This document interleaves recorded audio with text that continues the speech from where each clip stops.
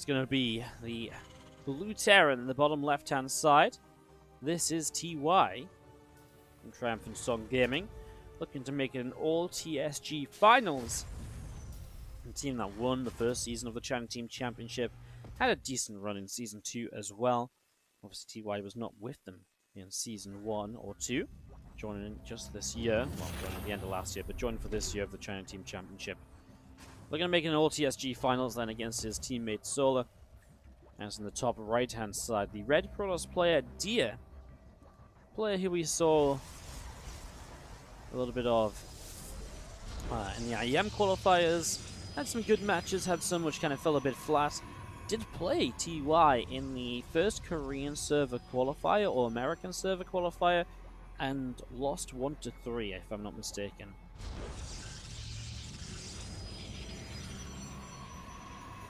As we do have the game setting up. So Dia really, again, I really feel like Dia lately has struggled to impress me. Like, he shows up and he wins games and he wins maps, but he's not really been a player who I look at and I'm like, oh yeah, he's kind of like top Korean right now. But he can definitely contest with the top players. It's just, it feels like he hasn't strung a lot of results together, I suppose. As we do get into this. Kind of worth mentioning that TY's TvP did take a bit of a drop-off the last week or so. You know, when he taken down Dia was like the last time his TvP looked really good, and that comes off of like a win against SOS and Trap in WSG and the Alpha X Christmas Showdown. And then he took down Dia. It was like, well, yeah, his TvP is real good. And then he lost to Zest, and then he lost to another couple players in IEM qualifiers that were Protoss players, and it just, again, it started to look a little bit shakier for TY from there on out, but he really did redeem himself a little bit yesterday. 3-1 against Trap, and looked very good in doing so as well, if I might add, right? It wasn't like he's Trap played bad. Like, TY looked really good again yesterday, so setting up into this, let's see what happens with TY versus Dia. Dia, we actually didn't get to watch his quarterfinal yesterday, we had to leave early, but Dia actually won 3-2 against Impact. It was one of the close quarterfinals that we had. We only got to see game 1, which is actually a really impressive comeback from Dia when it looked like he was kind of dead against Swarm Hosts. But yeah, we kind of missed the rest of those games, which is a shame. We had other casting commitments, sadly. So yeah, kind of cool to see Dia coming through. But this is what I mean. You know, Impact's been doing well lately. He beat TY, for example, in the Alpha X Christmas Showdown 4-0 in the finals just last month. And Impact's always consistently good, but is he ever tournament-winning tier caliber? No, not really. And then Dia, it takes Dia 5 games to win that series. That's kind of what I'd expect from Dia. Like, that doesn't surprise me. But for me, it really makes it feel as though TY is the favorite going into this game and into this series. So you do see this Oracle showing up and getting a couple of kills. SCVs, a couple of Marines. The Reaper went down across the map in the meanwhile. So Dia's Stargate opening will be for a couple of oracles and now in towards the Nexus, a couple extra gateways. Waiting for the rest of these tech structures to come down so that we get a bit of a better idea as to what will happen next. He's going to go Phoenix first, so he'll build up a few Phoenix here then most likely. As you do see, the Viking is going to... Ooh! I'll pick up some... Oh my god, this is actually terrible for Dia. How does this Oracle get out? Probably gets out to the south side, right? No, there's another Widow Mine. Oh no, TY. Monstrous defense. Both of the Oracles going down, and TY could not be happier with that. That is just, ding, ding, ding, jackpot. Both early game Oracles go down, and immediately that's so much less defensive units across the map as well because there's no stasis wards. Even Oracles just activating Pulsar Beam can be great defensively when the lower number of units push across the map. And a push that TY is going into right now, Banshee, Marine, Cyclone can be very strong. Banshee, Marine Tank can be very strong after killing the Oracles. But even the Banshees alone can be very strong here. Robo Facility starts. But yeah, you're going to have observers all over the place to really keep track of these Banshees. Oh man, losing both the Oracles, that's a real shame. And that's just, it's also good play from TY though, right? The Widow Mine positioning was very good. It was in a very safe place to kind of secure those kills. The second Widow Mine was really nicely placed. Just had units really kind of in the right place to force the Oracles into the pathways he wanted them to take. Really nicely done by TY early. And there's the rest of the tech structures Dia trying to make his way out of this one, going into the Forge, going into the Twilight Council. And back at home, well, look at this. TY going to drop down 2 more factories and play mech. This is typically something he mostly does on Eternal Empire, but he's going to do this here on Zen as well. Now, Zen is another map where mech can absolutely work. It's very choke point focused. There's very few different avenues of attack, so there's not a lot of kind of moving around. The big thing is being able to take 3 bases safely, because oftentimes the Protoss players' answer to mech is to kill it before it gets started, right? You know, to come in and be like, okay, boom, boom, boom. You know, to really just commit through. He kills one sentry here. Is he going to kill the other one? Okay, shield batteries there. Couple probes and the sentry go down. The idea is to go like, boom, you know, jump in, kill the mech play before it gets set up, and that's exactly what Trap did yesterday on Eternal Empire, using some really cool busting strats to kind of get into the main base. He used double prism to get into the main and really pull his opponent apart. But if you can take 3 bases fairly safely, that kind of takes away one of the big options that the Protoss players seem to prefer against mech. And as this Banshee picks up 5 kills, you know, that's really possible here on Zen, because realistically, is a Protoss army going to push up this narrow ramp? No. Is it going to push in over here? Well, if you've got all the tanks set up here, no. So you can take 3 bases very safely. And yes, you're probably going to have to get good coverage in the main base, and that's what these missile turrets are for, to make sure Warp Prisms don't just show up in here and ruin your day. You do see Phoenix coming over and pick off that Cyclone. Tell you what, Dia, he's going to get a few kills here as the Marines now show up. But what Dia doesn't really know is the fact that this is mech. Right? He's not seen the extra siege tanks. He's only seen a couple Cloak Banshees. He's seen Marines. For Dia, this looks, you know, completely as though he's playing against Bio at the moment. And I really don't think he knows that he isn't. Building Colossus as well is not really a great go-to against mech. Okay, this floating barrack should tell him that it's probably not Bio, right? So this should be knowing that this isn't Bio. You see Macfield Accelerator getting started up. Drilling claws coming in, Macfield coming through. This one vehicle weapons and Song going up as well. So a few Cyclones on the way out as Macfield finishes. You know, you've got to know this right now as Dia, but I'm intrigued to see what he does. Colossus, their only real role against mech is they do okay against Hellion Cyclone at times, because obviously the Hellion Cyclone clumps up a lot, so the Colossus there, their splash damage really becomes quite viable again. But pushing into siege tank lines, etc., right? The tanks can fire from a distance, they can pick off Colossus.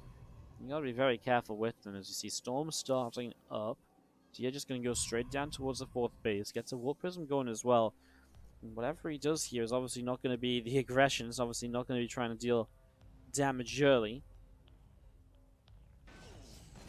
There's Phoenix looking to come down the left, missile turret firing away. Cyclone locks on, will chase the Phoenix away there. He's going to invest into a later blink as well. Honestly, I mean, Dia, you could kind of almost argue that he probably still hasn't changed his composition up much than if he was playing against Bio, right? Colossus into Storm. The only thing that may be missing here is like maybe go into a couple disruptors in case Ghosts won the way out. So, other than that, I mean, TY, he's actually pressing forward. He's going to take the 4th base in the top left-hand side. Again, he's under no real pressure here, so no real rush to... No, not really any reason to delay that 4th base. Not really any reason he needs to set up like a defense or anything, as Cyclone's going to get lifted by Phoenix. The Widow Mine's coming in. Marines trying to target down some of those Phoenix as well. Another Widow Mine lifted. Obviously, the Marines don't really matter much for TY. They're just sort of buffer to the army that he builds early, mostly to help him against early aggressive attacks, maybe to push if he sees an opportunity. Widow Mine drop goes huge across the map. 14 workers going down. So 14 workers die to the Widow Mine drop, which shows up, and suddenly Dia takes quite a hit in economy. And maybe this is where you don't actually take the 4th base, because there's just not really much reason to if Dia does suddenly decide to attack. Widow Mine's and Burrow and Reburrow trying to fire up. I mean, it's the siege tanks that are really going to be, you know, the good coverage here. And like I said before, if the siege tanks are all sieged up right here, why on earth would you? Oh my god, what is this Warp Prism doing? What a disaster. Why on earth would you try and continue to push into this spot? So, again, for 3 bases, this is a very safe, easily held spot for TY. It's about now taking position so you can take the 4th base. And with the number of units he has, because it's a bit later in the game, that should be possible. He just needs to get in position. And again, it was a good call to move that 4th base away, you know, ahead of time previously. I'm just going to be seeing this army coming back all the way up to the other right-hand side. A few SCVs will start going down. These were the ones that were on that 4th base. They were just found. They went kind of running away because they couldn't get back over here. The army was already here. So you had to kind of run back and run elsewhere. And unfortunately, those SCVs do not make it back home. Just going to see a 5th base from Deer in the bottom right-hand side. You can see Mine going down. Ooh, well, a lot of the tanks up to the top now. TY's not really left a lot of his units down the bottom to help out either, and it does feel like there's a bit of a weird split on units where TY, a lot of his Hellbats were down the bottom, and all of his tanks up the top, so he's not really able to do much there. And obviously now this army just presses through into the 3rd base, and if you try and bring the tanks forwards, you've got to do it so slowly, otherwise these Stalkers are just going to blink on top of them, and they're going to have a pretty good time as well. We're going to see, well, in the end, actually, we're going to see an attempt to go forwards and just push into this, and it will be good enough. Dia will take game number 1 as TY types out GG. What game number 2 is going to be looking like, as we do start up in the top left-hand side. Our blue Terran player from Triumphant Song Gaming. This is TY. Down a map. And again, just really trying to get that 4th base up, and Dia just found the opening. Not enough tanks left to prop up the 3rd base. And even the bigger fight just felt as though TY, all the Hellbats were down to the bottom. There was nothing protecting the tanks, and the way the army set up, with the Zealots charging on the tanks and everything else going down to the south, that really favored Dia as well. So it gave TY a bit of an issue in just trying to defend from there on out. Bottom right hand side is Dia, of course, then our red Protoss player. So you'll move this out in the center. Dia, of course, representing Newbie, who have had a couple of decent runs in the China Team Championship. Kind of, he didn't actually Dia have a great Season 1, but then Season 2 he did very well. Unfortunately, in Season 2, Time and Scarlet didn't really deliver in their matches either, so...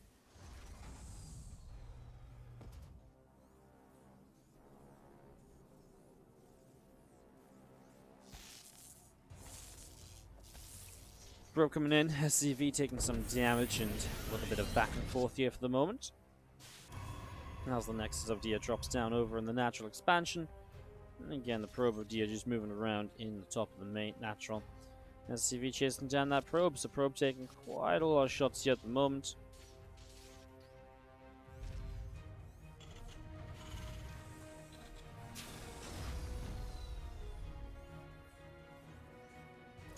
Orbital Command is going to be finishing up, so we're going to see what Dia's tech choice will be. We'll have a little look to see what TY goes into as well. Although there's really kind of just 2 or 3 different builds that are used commonly in TvP openers. Depending on if you want to go Hellions early, or if you just want to go in towards like the Widow Mine drop with the Medevac. Those are the very common ways to go, and a lot of it comes down to what you scout as well. The thing is, I guess, worth mentioning scouting, because he actually isn't going to scout this game. TY is going to play this blind. 1 Marine into Reactor, now 2 more Marines on the way out. Which means that he's actually really going to stay away from going in towards, well, basically anything else, right? This factory dropping down the main base of TY. Those Marines spreading out a little bit at the front across the top of this round. And an SCV of TY is going to be popping down towards the natural expansion.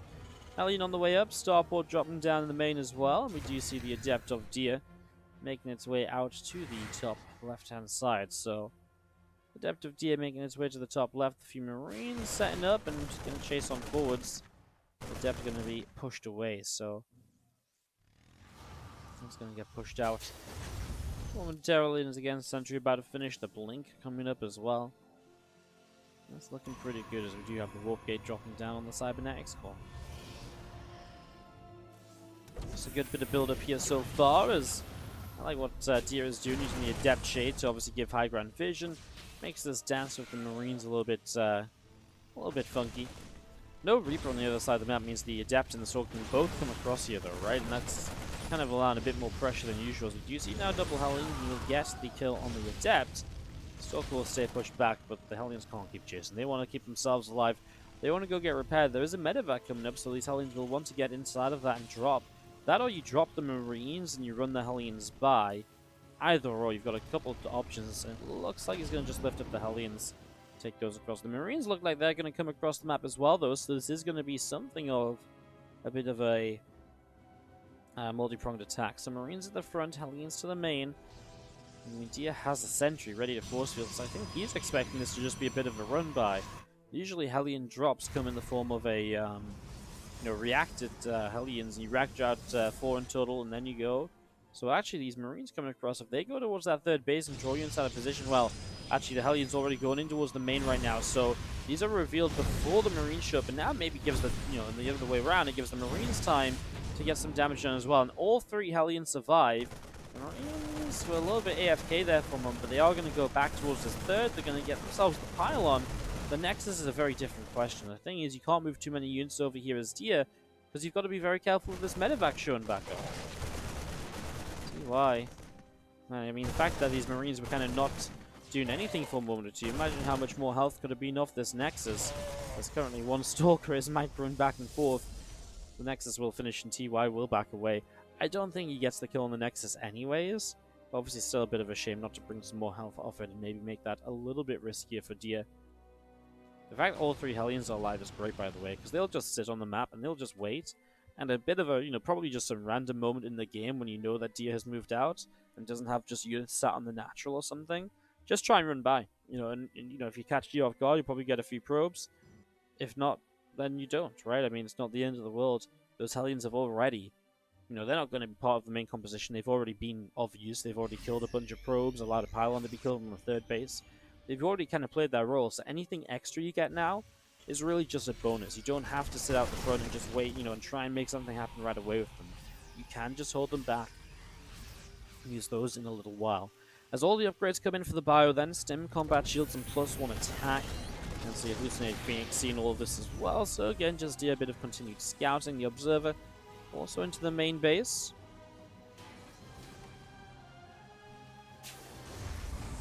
More gateways building up in the main base too, as we will just see Stalkers of Dia continue to come across the map. So pushing this across the top, a few Marines going forwards. A lot of these Stalkers actually doing a pretty good job of this, obviously kiting against Marines.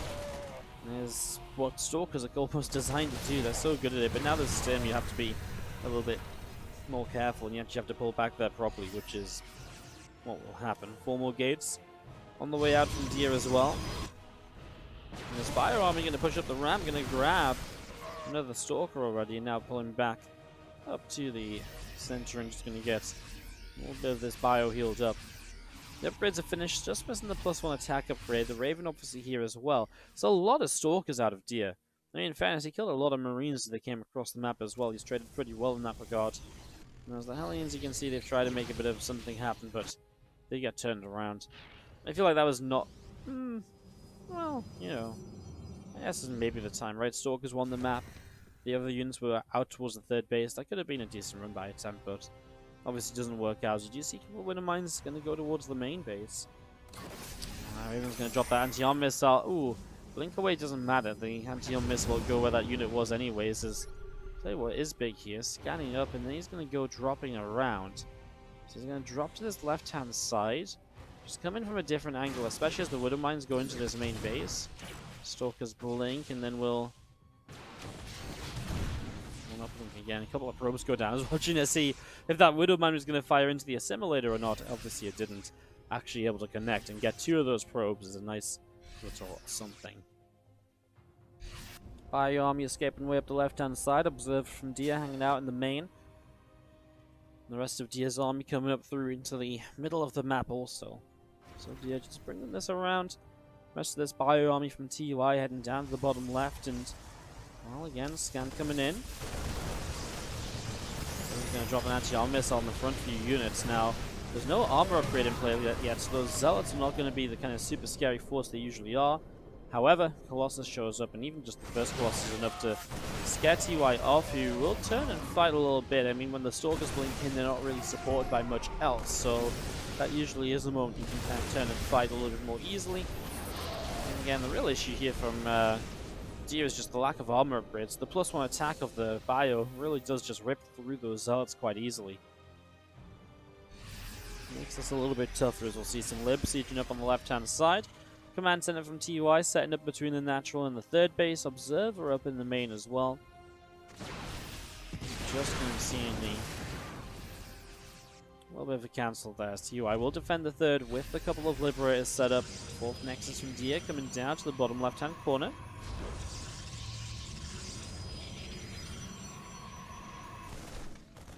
Worker count here from TY, by the way, 67 to 62, which is great as long as he sort of survives this attack coming in. It's actually going to be a little bit scary. He did lose a lot of units when he was pushing across the map that first time. Is that really part of the issue?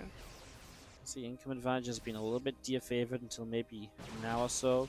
You can see TY really stumbled and lost some units here that, you know, Dia didn't lose himself, and that's maybe made the difference so far to give Dia this bit of an advantage. Now TY is losing SCVs over on the third base. I mean, a few units left over there will start to clean out. We still see the continued fight on the right-hand side as well, though. Not too much commitment to actually moving through here out of Dia. And as TY gets the Vikings up, it looks as though he'll have a bit of a better response to really just shut this down. And the rest of this army from Dia coming up the left-hand side, starting to press forwards. More bio units from TY coming through. 4 more Vikings in production. Fusion core on the way up. 2 upgrades coming out, plus 1 ship weapons coming in. And Dia will come around this right-hand side and just going to be seeing some Stalkers crossing forwards.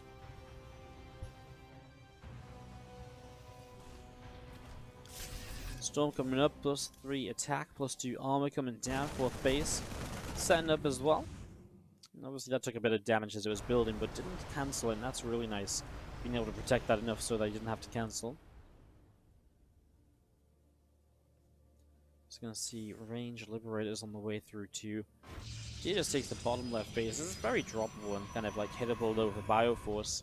It's very out the way. So yeah, you can't push forwards into it as easily as the Terran, but it feels like there's a lot of other strengths against this sort of position, as that's going to be War Prism getting shot down instantly. That's a good thing about having this many Vikings. They're going to come in to very narrowly get the Colossus. So now there's Viking count going down a lot though, and there's still a couple Colossus left. EMP is important, and he hits most of this. The only thing he misses is 1 High Templar in the back, which is able to storm. However, the Viking count's still here, and the Colossus will go down before the Vikings are all gone. TY kind of lifts some of his units up to bring them back, but it looks like Dia just has the numbers to push on through into this, and SCVs are going to start pulling. But Dia does have the numbers, and he's going to clean this up as it goes straight up into the natural, and TY is going to try and get another Liberator or 2 out, but just doesn't quite have the numbers. I mean, there's not a lot of great setup left here from Dia, right? It's only a couple of Immortals and Stalkers, but if TY just has nothing, it doesn't really matter. GG is called. Dia will take game 2, going up 2-0 in the best series in the top left-hand side. Up 2-0. A little bit of a shocking result from my point of view, but he's been playing well. The Red Protoss player, Dia. And in the bottom right-hand side, our Blue Terran player is TY from Triumphant Song Gaming. Can he get himself back up into contention in this? Because down 0-2, well, he was down 0-2 in the round of 16 against Haas. Dia typically a bit of a tougher opponent, but let's find out, I suppose. As again, we get this set up, we get this ready to go.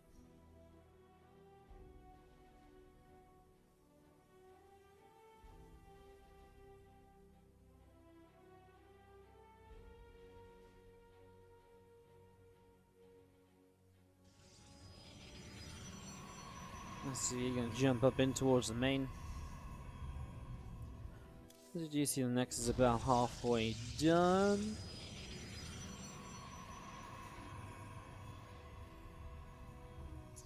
Cybercore on the way up, as we just have a look at this early, guys. I'm just going to take a moment just to actually have my drink, because I got my drink, but I wasn't able to drink anything yet, so... I know, full-on life story about my water. Basically, I'll just be quiet for a second.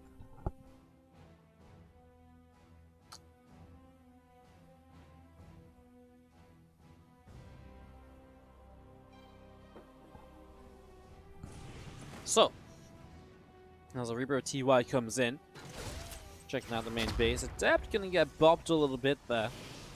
And the Reaper's just gonna escape away. Stargate dropping down from Dia in the main.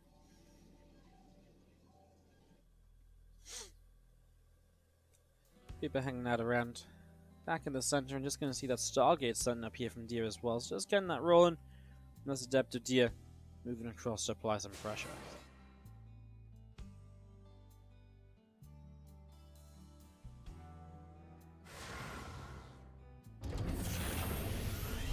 This arrives over in the natural expansion. Adept going to be firing a few shots off on a supply depot. I mean, there's nothing on the low ground. There's just a single Marine about to be backed up by 2 more. And the second Adept coming across. Reaper is kind of free to just go into this main base and scout if it wants to. Get in there, see the Stargate, etc. TY going to start this game with a Cyclone and Macfield Accelerator. And typically this leads into a, he doesn't raise the depots. Well, very fortunately, TY, or DS, sorry, decides not to go for it. But you already saw Research and Tech Lab on the factory, so that alone is pretty good info. But yeah, this generally follows up with like a Marine Cyclone attack, and this is where actually Phoenix production can do pretty well, because Phoenix can really nullify the usage of the Cyclone lock-ons. So I think this is one of those scenarios where you do just build Phoenix off the Stargate to follow the Oracles, use those to help you defend early, get some gateway warp-ins going, because again, there's probably is going to be coming across. As you do just see the 2 Oracles sitting out in the front of the Naturals, so setting these out the front, a third Nexus dropping down from D to the right-hand side. Sentry warping in as well, 2 more gates coming down, Cyclone getting ready to roll, 2 more Marines, and there is going to be a third CC from TY setting up in the main. And again, the 2 Oracles are going to be flying on through. A couple of SCVs starting to drop. Marines will be taking a few bits and pieces of damage here. The Oracles back up out to the top side of the map. So bringing these Oracles back up to the top. You can see a Phoenix coming through on the Stargate. A couple of extra racks dropping down as well. And this army just coming across here. There's going to be a Cyclone caught in the Stasis Ward. So that's a nice little bait from the Oracles. Second stasis popped by the Marine. Well, now there's no more stasis wards, but I mean, you're missing a Cyclone already. That's a third of, you know, your really kind of great unit count here. Here comes the Phoenix as well. Again, targets on the Phoenix are going to be very important because those are going to want to try and lift the Cyclones up. It's not going well for Deer, actually. Those Cyclone lock-ons worked quite well. The Marine target find was good, but the problem is now there's just Adepts, and there's not really an answer to the Adepts. There's not a lot of units left here, although the Phoenix Phoenix lift-ups now aren't doing much. This is going to probably be the real issue, right? Oracles showing up, and guess what? There's just no way to really take down those Oracles. Cyclones take down one of them, but the Phoenix lift up, and TY will lose this army. And Deer, well, Deer is looking pretty good, having cleaned up everything there. You can see he's already going to start moving across the map. And what is that defensively from TY? Well, he started up a siege tank. You got to remember, though, if you're relying on 1 or 2 units defensively, those Phoenix will take them out of the equation pretty quickly. Yeah, we're going to see Deer just going to continue across into the natural real quick right here. We're going to see lift up on the Cyclone. SCVs are going to come in for the repair. The siege tank is not out yet. I mean, the mass repair kind of works, but SCVs will start going down in this scenario too. A couple of Marines and Marauders. It looks as though there maybe is just about enough to really turn this away. I mean, it's a very clutch defense from TY in the end because a couple less units, and he just isn't putting out enough damage to actually scare Deer off. So either way, Deer is going to back away with a 20 worker lead almost, and moving in towards a 4th base already as well. So a 20 worker lead and moving into base number 4 here on the top right hand side. It's getting a little bit crazy. Like, his advantage in this game is really kind of getting to be a bit too much. And, you know, you're missing the, still going into Stim here as the Terran player. Combat Shields has got to be on your mind as well. But, when 1-1 upgrades are so far off, the starport will go to the reactor. I mean, you're going to look to apply some pressure soon. You're looking to go across the map, but I'm still not convinced it's looking great for you, not going to lie. Phoenix will come through and we'll be able to lift up an SCV. Phoenix is going to make the way into the main. Is just going to see another SCV going down.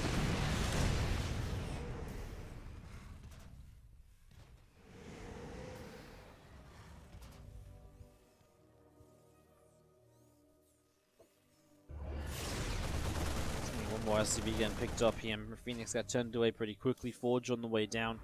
So he's going to go to double upgrades. You have got the Psystorm Chrono boosting out as well.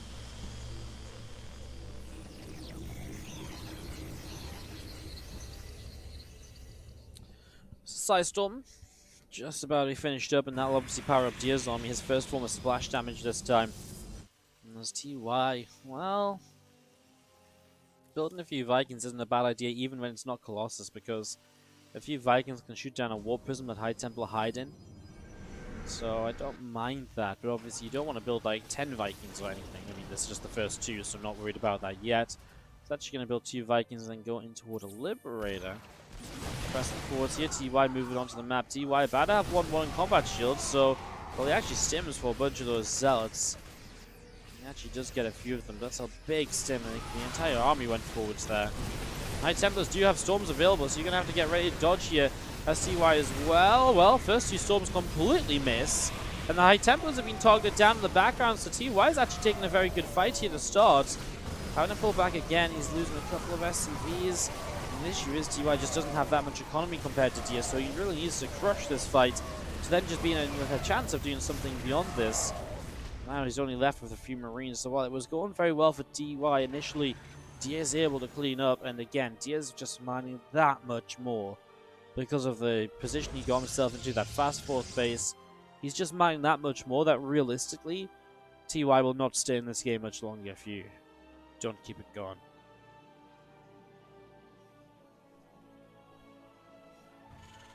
PSTV's going down. We will see a Ghost Academy dropping in the back of the natural.